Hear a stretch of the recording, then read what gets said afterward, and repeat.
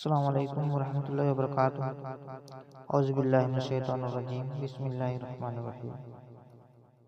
ایک مکھی پر شفقت کا واقعہ۔ ایک بزرگ جو بہت بڑے محدث بھی تھے، جنہوں نے ساری عمر حدیث کی خدمت میں گزاری، جب ان کا انتقال ہو گیا تو کسی شخص نے خواب میں ان کی زیارت کی اور ان سے پوچھا کہ حضرت، اللہ تعالیٰ نے کیسا معاملہ فرمایا؟ جواب میں انہوں نے فرمایا کہ بڑا عظیم معاملہ ہوا۔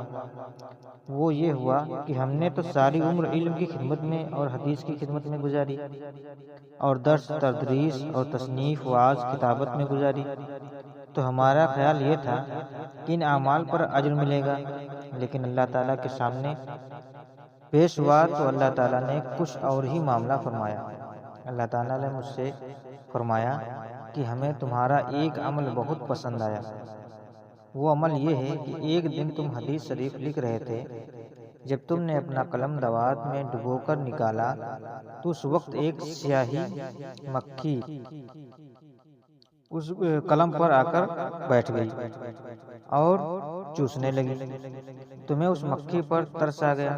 تم نے سوچا کہ یہ مکھی اللہ کی مخلوق ہے اور پیاسی ہے، یہ سیاہی پی لے تو پھر میں قلم اٹھا کر اس سے کام لوں گا۔ چنانچہ اتنی دیر کے لیے تم نے اپنا قلم روک لیا اور اس وقت قلم سے کچھ نہیں لکھا، جب تک وہ مکھی اس قلم پر بیٹھ کر اس کی ساری سیاہی روشنی چوستی رہی۔ یہ عمل تم نے صرف میری رضامندی کے خاطر کیا تھا، اس لیے عمل کی بدولت ہم نے تمہاری مغفرت فرما دی اور جنت الفردوس عطا کر دی۔ دیکھیے، ہم تو یہ سوچ کر بیٹھے ہیں کہ وعظ کرنا، فتویٰ دینا، تہجد پڑھنا، تصنیف کرنا وغیرہ وغیرہ یہ بڑے بڑے اعمال ہیں، لیکن وہاں ایک پیاسی مکھی کو سیاہی پلانے کا عمل قبول کیا جا رہا ہے اور دوسرے بڑے اعمال کا کوئی تذکرہ نہیں۔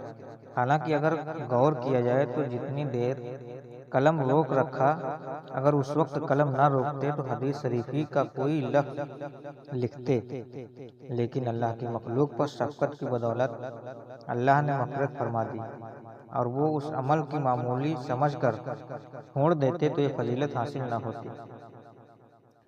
لہٰذا کچھ پتہ نہیں کہ اللہ تعالیٰ کے وہاں کون سا عمل مقبول ہو جائے۔ وہاں قیمت عمل کے حجم سائز اور گنتی نہیں ہے، بلکہ وہاں عمل کے وزن کی قیمت ہے، اور یہ وزن اخلاص سے پیدا ہوتا ہے۔ اگر آپ نے بہت سے اعمال کیے لیکن ان میں اخلاص نہیں تھا تو گنتی کے اعتبار سے وہ اعمال زیادہ تھے لیکن فائدہ کچھ نہیں۔ دوسری طرف اگر عمل چھوٹا سا ہو لیکن اس میں اخلاص ہو تو عمل اللہ تعالیٰ کے یہاں بڑا بن جاتا ہے۔ لہٰذا جس وقت دل میں کسی نیکی کا ارادہ پیدا ہو رہا ہے تو اس وقت دل میں اخلاص بھی موجود ہے۔ اگر اس وقت وہ عمل کر لو گے تو امید ہے انشاءاللہ مقبول ہو جائے گا۔ یہ تو ایک حکمت ہوئی۔